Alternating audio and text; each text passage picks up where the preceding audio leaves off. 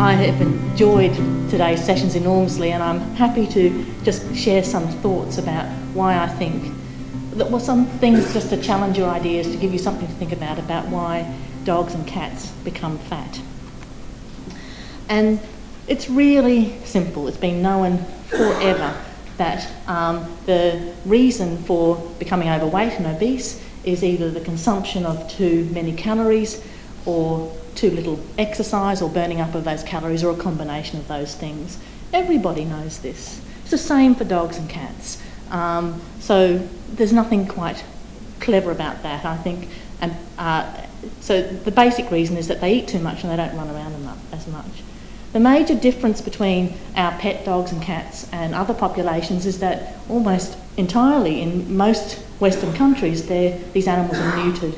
And the process of neutering certainly does increase the propensity for these animals to gain weight. It's not a cause. They still have to eat a lot of calories in order to gain weight, but that's an underlying thing. And so in many ways they are a population that has equivalence to postmenopausal women, for example. But this is what I really want to talk about. It's not that simple. And we've talked a lot about the industry, government, individuals, physiology, nutrition, but when it comes to pet ownership, there's something going on here that does not happen in any other group, and that is the animal-human bond. That is the basis of pet ownership, and a major part of that bond is feeding. And for many, many, many pet owners, feeding is loving their animal.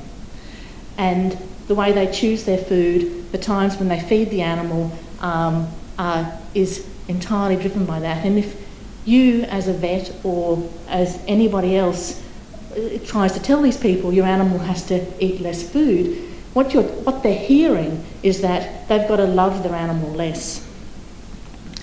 And there is no possible discussion about nutrition of dogs and cats, about weight management or any other aspects of nutrition that is effective and complete unless we take into account the human-animal bond. And feeding is a major part. For many pets and owners, it's perhaps almost 100% of the relationship that people have with their pets is facilitated through feeding. I just want to tell you a story. It's probably once or twice a year I open up my consulting room door and find someone in tears in the waiting room. They're having their very first consultation with me because of their diabetic animal. And they walk into the room and they say, if I have to change the way I feed him, or if I have to feed him what my vet told me that I had to feed him, he might as well be put down. And they're really sad because they think that what's going to be the outcome of the consultation they have with me is that they're going to have to kill their animal, because it just is not worth living if that animal has to eat in another way. And Meat, the appropriately named Meatball's owner, was one of these people. This is a 5-year-old castrated male beagle, and those of us who know anything about beagles would find it very unusual for there to be a beagle that refused any sort of food or had any sort of real food preferences. But this woman was in tears, and I was her last resort before the dog was put down. He had an overweight body condition score of 7 out of 9. He weighed 23.3 kilos. And this is what he was currently being fed. The wide variety of foods. I did not get a complete diet history. I got a fairly comprehensive one.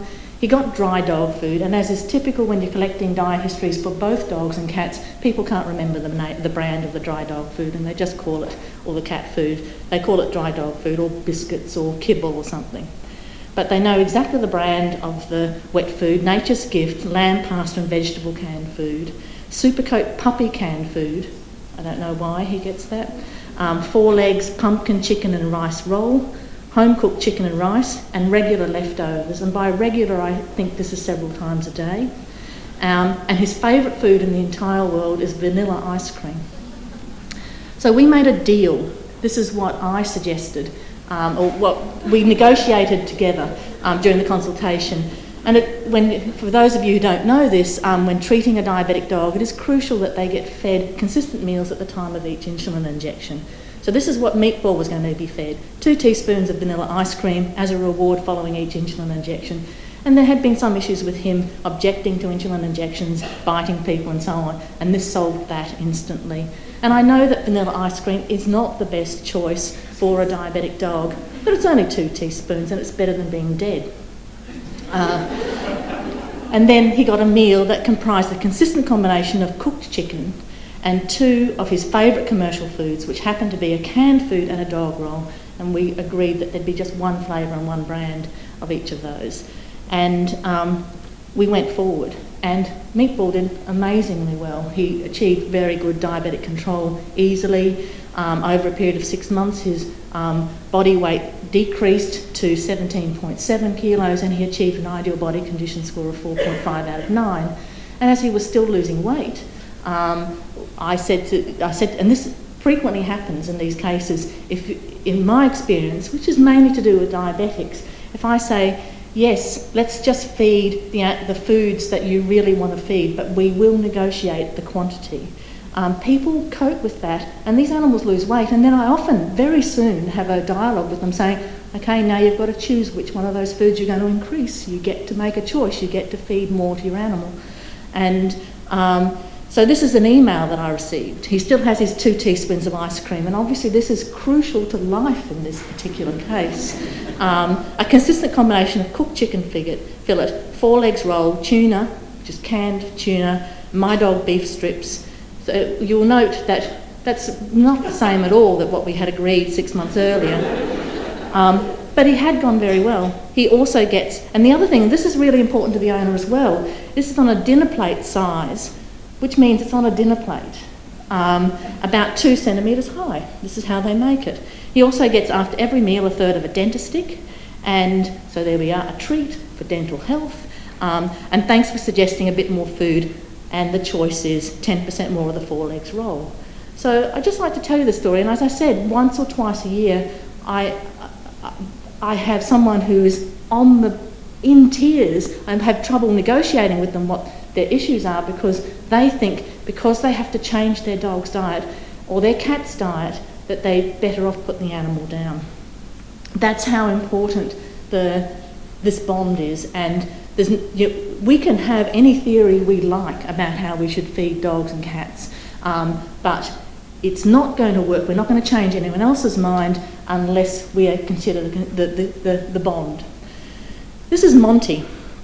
This picture, this is Monty soon before he became diabetic. He had a body condition score of 9 out of 9 when he became diabetic. He also had hepatic lipidosis because the diabetes had caused weight loss, which had resulted in that complication. And he did extremely well. He achieved diabetic remission easily. He has now been in remission for 4 years, which might be one of the longest times I've ever encountered, and he still has an ideal body condition score of 5 out of 9. However, rather than being a rather attractive cushion-like object that sits on the top of the couch and is really very pleasant to live with, this is now what the furniture looks like. The furniture has been repaired and wrecked. He's found frequently on the kitchen bench stealing food. So cats in particular the companion animal-human bond is not, it's a two-way bond. Animals have an enormous influence over how they think they should be fed. And cats in particular, the reason why weight loss is so difficult in cats is because cats will do almost anything they'll be scratching their owner's eyes out while they're asleep if they're hungry, if they're not going to be fed. And so we have to acknowledge that. This is not a photo that I've taken. This is a photo I've got from Annette Litster. This is a cat who is enormously overweight. His name is Sam. I'll explain what's going on here. This photo was taken by Sam's owner in the middle of the night. On the first occasion that he got stuck in the fridge, what happened was that he opened the fridge door in the middle of the night. He got in there and started eating something, and then he got stuck. So the owner gets woken up in the middle of the night by the cat meowing and meowing. We all know how that sounds. She goes down, had to take all these cartons of stuff off the upper shelf to get the cat out. The second time it happened, she decided she might as well take a photo before she got him out of there. You know, dogs and cats really work hard to get food when they're hungry and to manipulate their owners, and they have been living with us in mixed species communities for tens of thousands of years, and a big part of that relationship has been getting food from people, and we have to acknowledge that when we're thinking about this. So I want to talk about the third part of this deal. So there are people, there are their pets, and then there's pet food. And we've talked about natural diets versus commercial diets and so on. But I think that one thing that we should acknowledge is that the food that is fed to dogs and cats is essentially comprised of the same ingredients that are available for human food. And the manufacturing processes are similar to the manufacturing processes that are used for human food. It's not the same, there are differences, but because pets can act as sentinel populations when we're wanting to investigate some of the aspects of nutritional processing that we've been discussed today. And so I think we remember that a natural diet for a cat is not a 70 cents chicken drumstick. It includes things like lizards and insects and things like that, which nobody, as far as I know, is advocating as a natural diet for cats. I mean, I think that I'm interested in the dialogue, but I think that we're dealing with human foods and human ingredients, processed or unprocessed.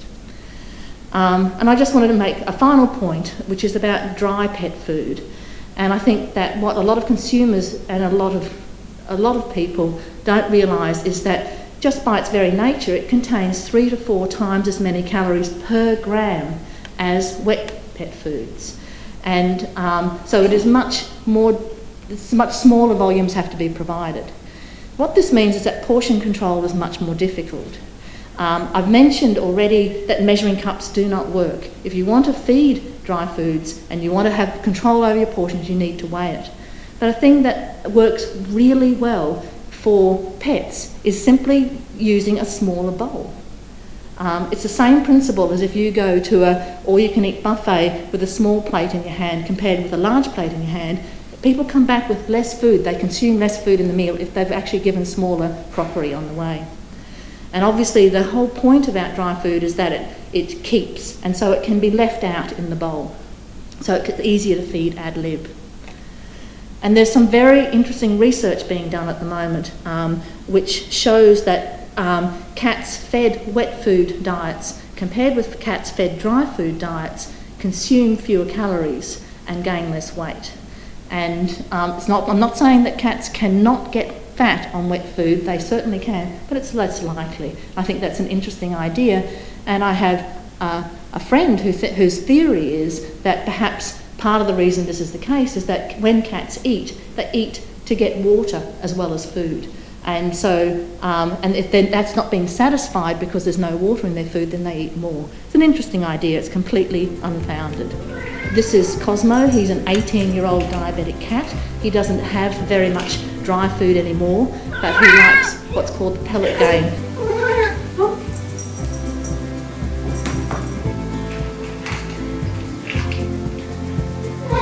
Basically, he gets his dry food thrown at him and he chases each one, and he looks, I think, even happier than the cats in Richard's video.